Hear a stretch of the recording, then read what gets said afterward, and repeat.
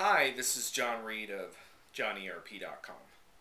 I have absolutely no idea where I'm headed with this video, so if you actually see it, that'll be a miracle because it'll mean I actually came up with something that I thought was halfway decent.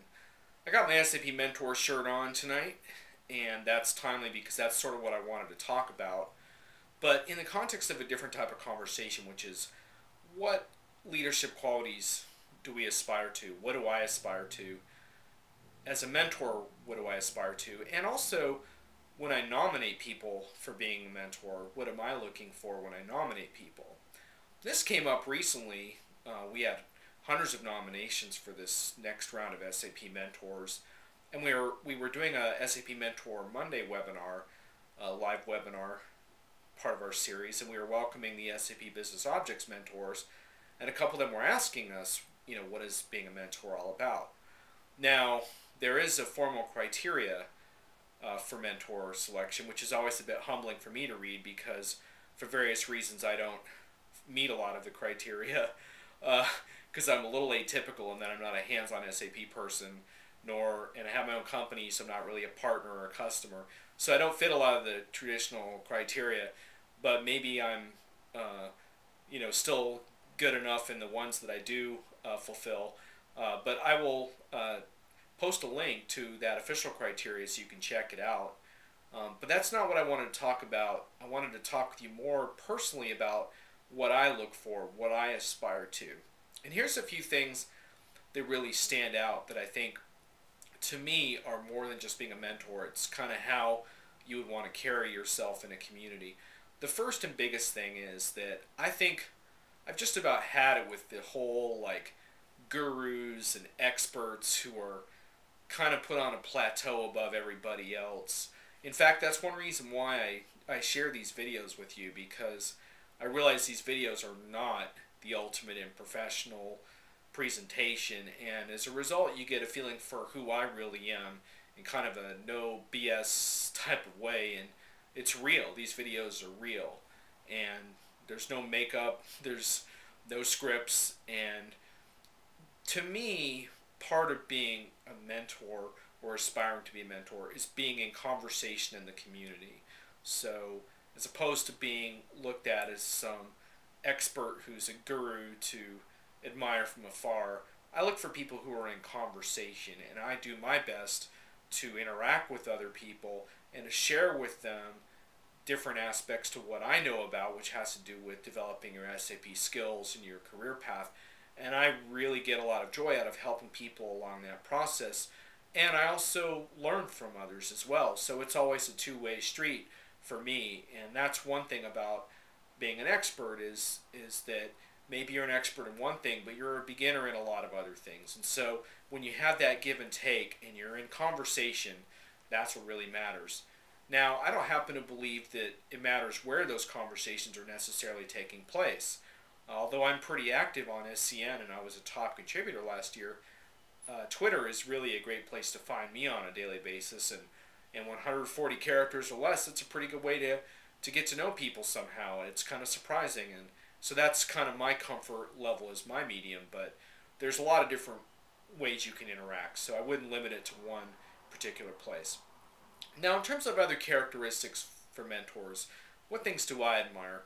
Well, I admire independent thinking, open-minded thinking. One of our unofficial slogans is open thinking, pushing new ideas, but also in that independent voice where we are not echoing the party line of the companies we're working for, whether it's SAP or a third-party SI, systems integrator, or a company. We are thinking for ourselves. That's a very important viewpoint. And we're not necessarily agreeing with each other. We're in dialogue, and sometimes it gets a little heated, but we're honest, and we're also not trying to descend into personalized negativity, but to keep it in the exchange of ideas and the betterment of the community is really a focal point. So that's one piece of it. The other piece of it is, how can we respond creatively to the problems we face? I'll never forget one mentor meeting when a couple of SAP executives, one in particular, said, your criticisms are great, but can you take it one step further? They wanted to push us to be creative in our responses. to have constructive ideas for solutions.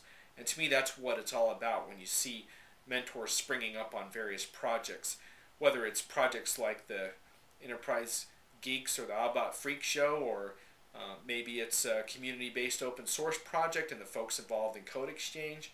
There's so many creative things you can do. My videos, Dennis Howell does a lot of videos. There's so many different approaches you can take to offer a creative contribution. Find your comfortable form. It doesn't have to be one or the other. It's the form that you like to work in. But take it beyond criticism, advance the conversation with creative proposals and ideas. That's a really big one. And the final thing for me is, do you challenge yourself? Do you challenge SAP? Do you challenge the people around you, your fellow coworkers or your fellow mentors? Because when we're static, we're not really improving. And everyone needs to understand that it's not always comfortable to be challenged, but it's part of growth, and I believe it's part of success. So when I challenge SAP, which I do publicly and sometimes privately, it's because I think there's a need to take a different direction that will help the company, and I want to see the company succeed because I have a huge passionate stake in the community that goes along with it. So it's a real disservice to SAP if I bite my tongue because I think they're not going to like what I have to say. So at the same time, that same challenge has to be extended to myself, and I have to be willing to take the same type of challenge back from my peers, and I do attempt to do so, and it's not always the easiest characteristic to have, so it's a work in progress for me as well. Finally, I guess I would say that I think there's a misconception sometimes that in order to be a mentor, you need to be hugely active in the community network. Now, I love the SAP Community Network, but I think just like anything else, there's so many ways of making a positive contribution in the SAP field. Let's not forget user groups and all the great things that go on with ASUG and all the different user groups all over the world that folks are involved with. So that's big. Local events, workshops, speaking, conferences. There's the whole WIS pubs route and the expert conferences they put on and speaking at those. There's many ways to have an impact. And so I would say not limit yourself to any one, but find the places that are right for you. And then don't worry so much about formal recognition. Just do it because you love it. The recognition may or may not come. It took me 15 years to become an SAP mentor. I loved what I was doing when no one even noticed me. And, I try to put all the formal recognition aside and say, what engages me? What do I have passion about? Because that's what drives me. I think if you find that focus, you'll do really well.